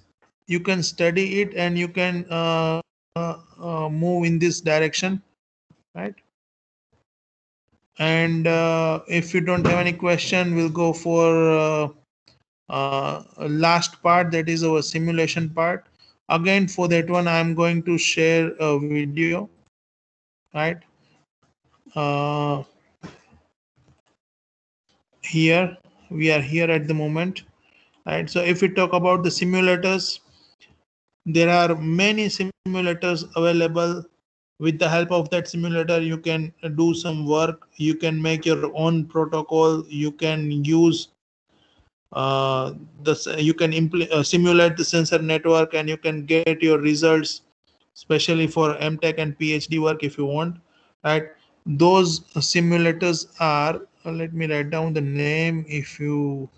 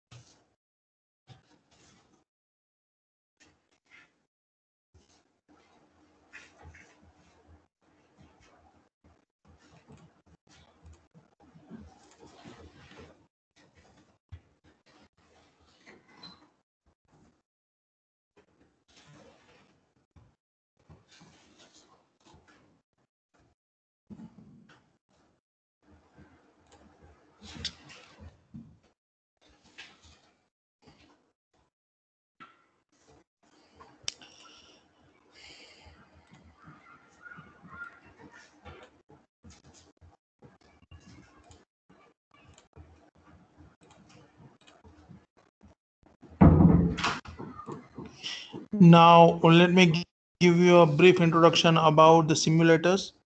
As I said, simulators are more powerful if you want to go for research work, because you can implement the sensor network in real life with the help of Zigbee, but you cannot execute your own protocol, right? So that is not enough. Just an implementation of sensor network, that is not enough for master and PhD work. So those, or if any students right now they are pursuing their master, or if you want to go for the masters in this domain, then you need to start working on such kind of simulators, right? These simulators are heavy simulators. If you want to learn this kind of simulator, you need to spend minimum 30-40 hours, right? You need to attend the dedicated workshop for those simulators. Even after attending 30-40 hours workshop, by doing start practicing more in detail, you may have a mastery in this domain. So these simulators are huge simulators. It's not just a small task that I can showcase, or I can just teach you in a short period of time, right? But I can give you a brief introduction here. NS2 is widely used. It's an old one, and NS 2.35, 2.36, 2.37, many versions has been already come into the market. These are freeware, and it is an openware tool, means you can, as I said, you can make your own protocol as per your requirement, right? But as I said, it's a huge heavy software, means just to download this simulator, you need to face many challenges. That works on Linux only, right? They works on the Windows, but with the help of VMware or virtual machine, but it doesn't give the proper exact result as you get in Linux. So I would suggest that if you want to go for this NS2 or NS3, better you use Linux, and then you uh, download and you execute your code on NS2 Linux platform. Right. Now here NS2 and NS3, it doesn't mean that NS3 is upgraded version of NS2. NS2, that is a simulator, right?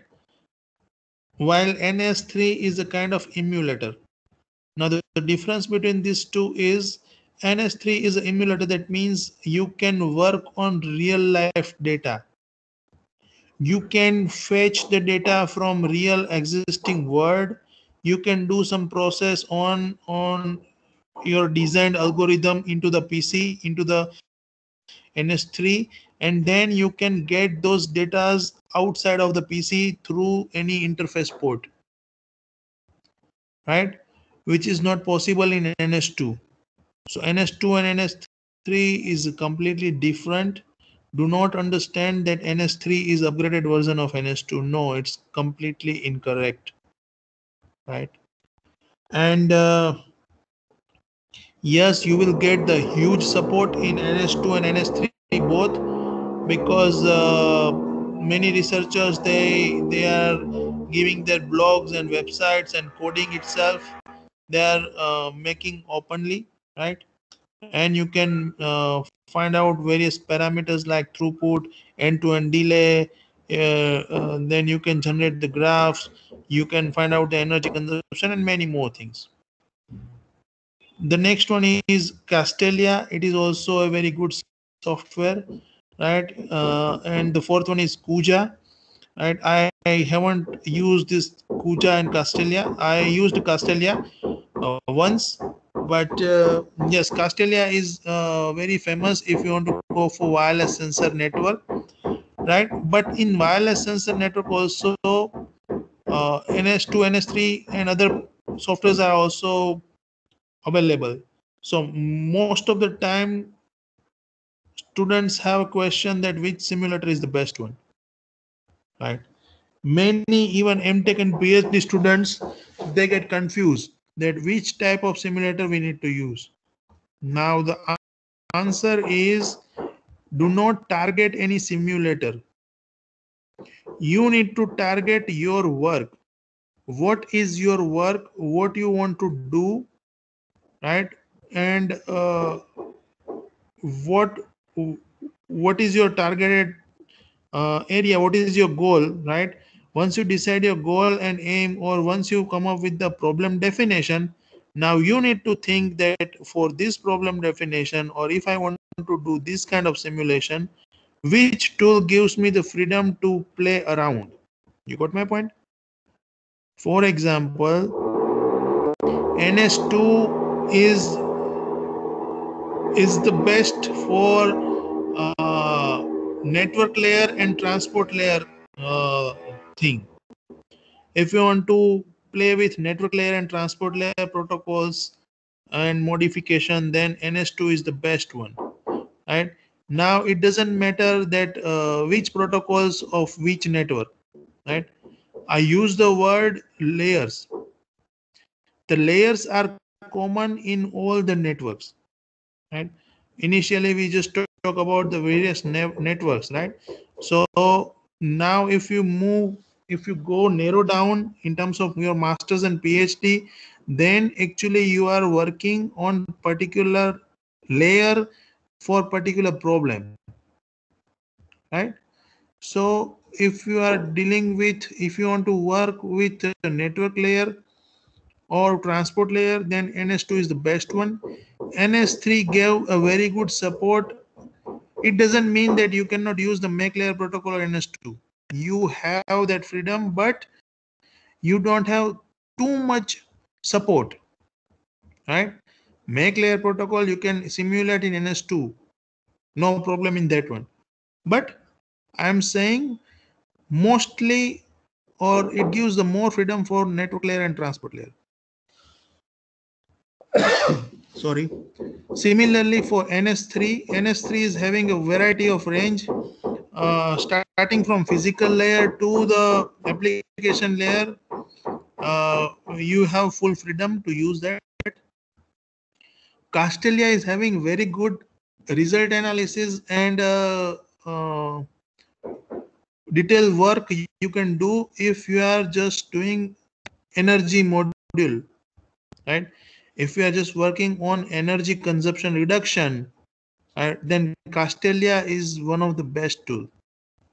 Kuja, sorry, I don't have any experience, but many researchers, I gone through many research paper, they use the Kuja, right? So these are the simulators that normally people are using. If you want to do this simulator, then NS2, how we can write down the script on NS2, then for that one, I also have one video on YouTube. Later on, Shrija will share all this material like PPT and my recorded videos of this NS2 software and Zigbee configuration module videos and everything that will be given by Shrija. Right.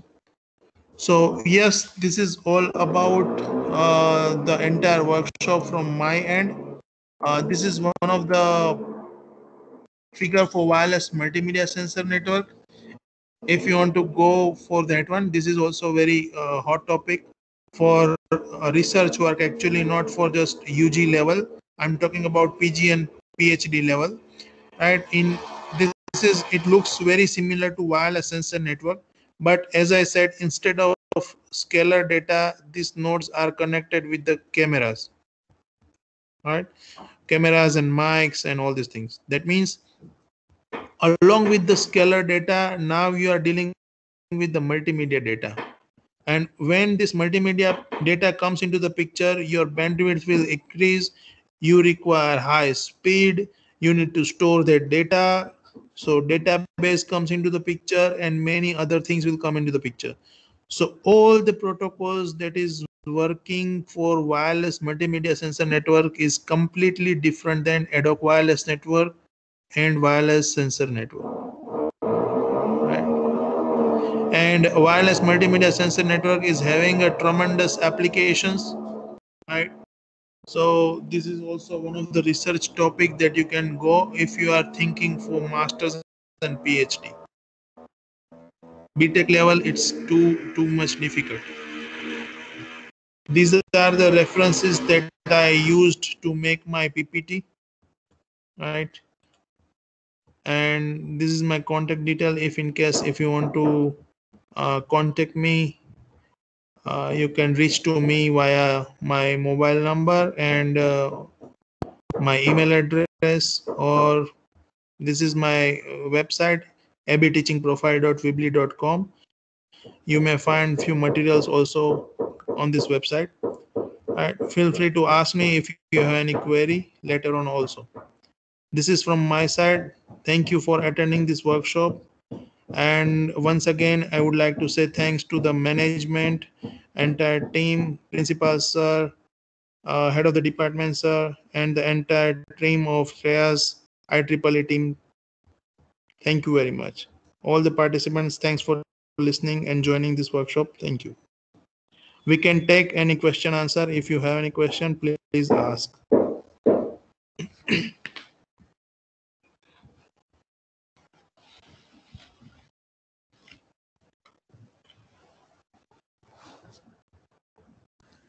Sir, there is a doubt from Soumya. Uh, Continue, Teja. So, can you suggest some projects based on WSN for UG level? The doubt was from Soumya Lakshmi.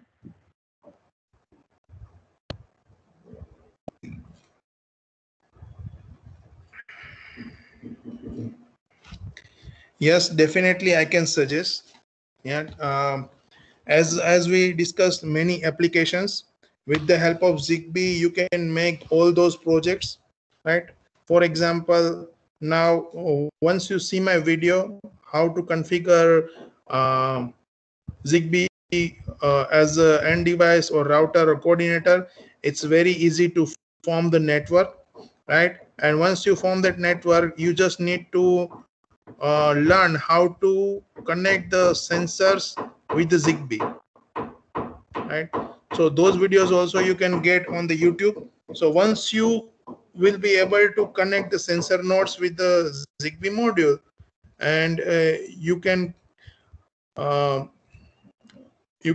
gather the data on the coordinator, and you can form the entire network in real life. So this could be the project in your UG level. And for that one, if you are having a very good application, then you can go for the grant also. My two students already applied for the grant, and they got the fund from government of Gujarat, and successfully they completed two projects on wireless sensor network. So one was just a fire detection, as we discussed, right? And similarly, you can come up with any good application, right? Now projects, how we can find the project, actually it is very also a very important thing to know, because many students, they don't know how to find the project, right?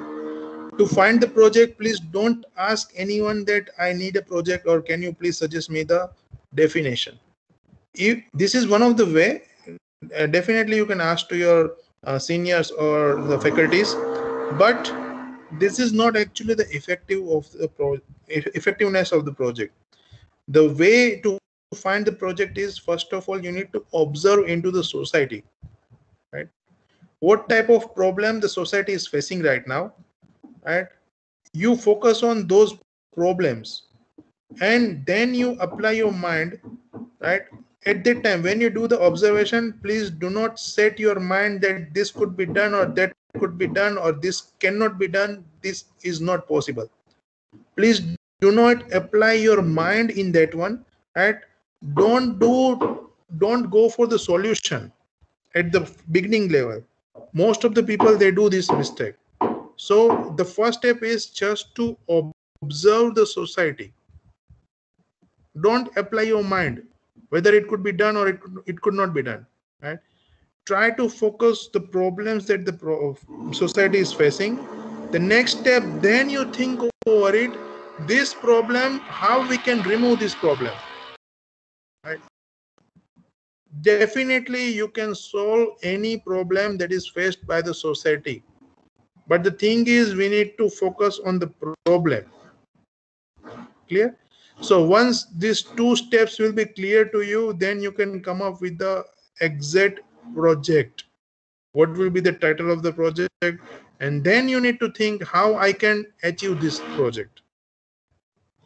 Was it? So these are the very small things, but most of the time students do some misunderstanding, right? So don't go for the project directly. If you choose the project like this, then actually you can contribute towards the society because you are solving the problem of the real problem of the society.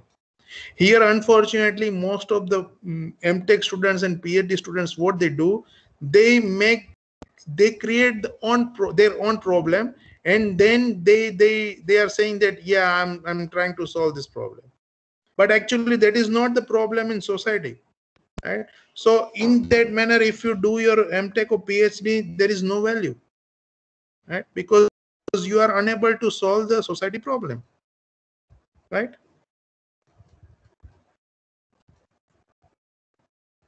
So Yeah, yes, as I yeah, said, yeah, as I said, so even though if you are asking for the project, you can go for any application as we discussed, right? You can implement any application of wireless sensor network for agriculture point of view, for industrial point of view, for forest point of view. Initially, we discussed many applications. You can implement any one of those as per your requirement.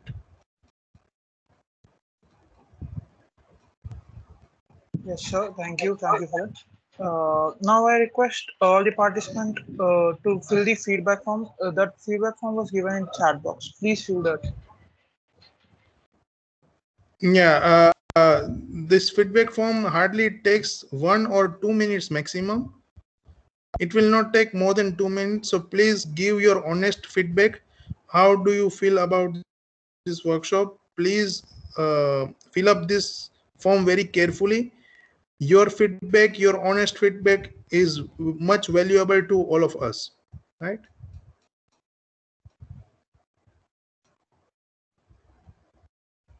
Any further question?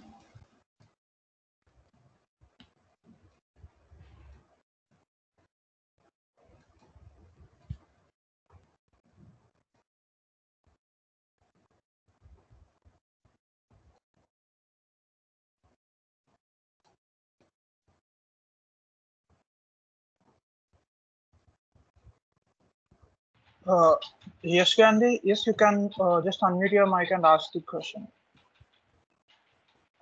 Sir, chat box is not visible to me.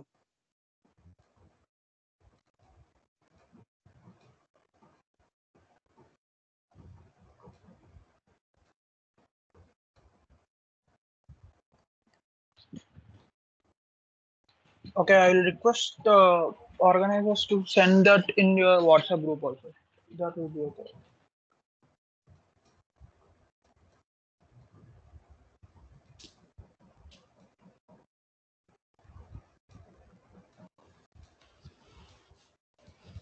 Sir, may I ask you a doubt, sir?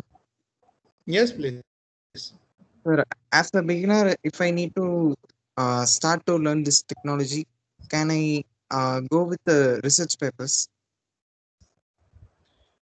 Okay, in research paper, there are two categories, the research paper and review paper. Review paper, it is also known as state of art, or mm, one more name is there. I don't remember it at the moment, but review paper, or it is known as state of art paper, that you can go for that. In review paper, the entire technology starting from till date, different researchers, what they have done, what are the challenges right now people are facing, the previous work comparison and everything that is discussed. So that is known as review paper, or it is known as state of art paper. You can go for that one, right? In that paper, everything that is explained very well, and from the starting from the scratch, that is mentioned.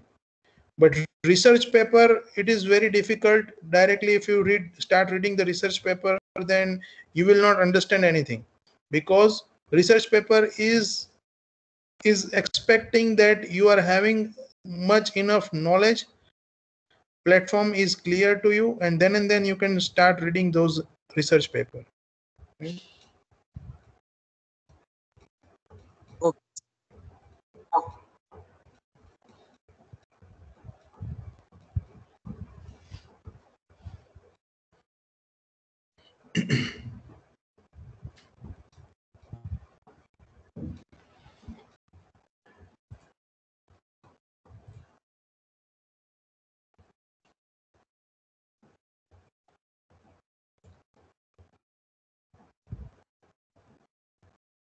So far, I Part, got 40. Yes. yeah, like, I just wanted to ask, is there any more queries from the participants? Please let us know.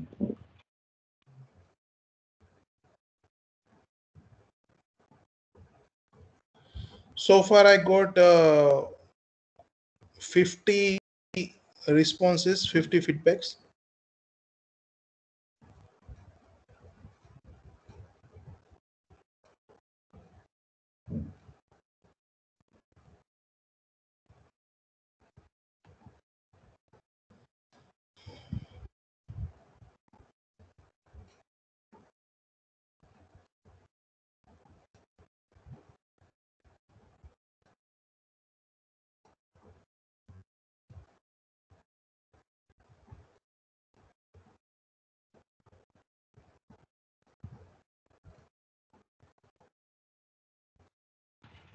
Okay, now I request Ms. Meghna to present the token of appreciation to our beloved speaker, Dr. Arjav Bavarva, sir.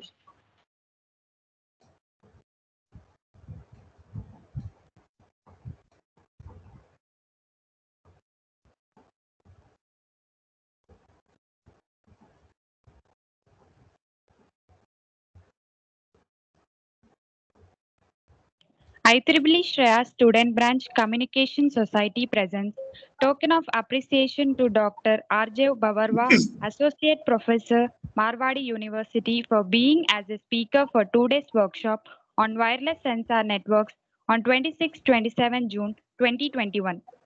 Thank you, sir. Thank you all. Thank you. Now I request our Communication Society Chair, Mr. Fanir Shah, to express our gratitude through vote of thanks. Good evening, everyone. Am I audible? Yes, ma'am. Yes, you're audible. Good evening, sir. Firstly, I thank Dr.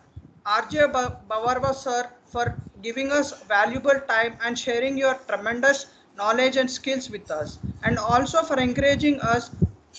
Thank you once again, sir. I would like. I would Thank you. now. I would now like to thank our beloved principal, Dr. Satyanarayana Reddy sir, HOD, ECE department and faculty advisor of IEEE Communication Society, Professor B. Srinivasu sir, IEEE and IEEE SREYAS student branch counselor, CHSV Marthiro sir, and administrative and non-administrative staff and entire Shreyas Institute of Engineering and Technology and Management for supporting us and guiding us to organize this event today. Thank you so much, everyone. Now I extend my thanks to all my team coordinators and IEEE Communication Society members, and a special thanks to IEEE Shreyas Student Branch Executive Committee for helping us to organize this event. And thank you, team, for uplifting our society through our interest and active participation of each and every participant. We would like to have possible. It would not possible without you, without all these participants. Thank you, everyone. We'll make sure that we come up with many such events in future. Thank you once again for taking part in this 2 day workshop. Thank you.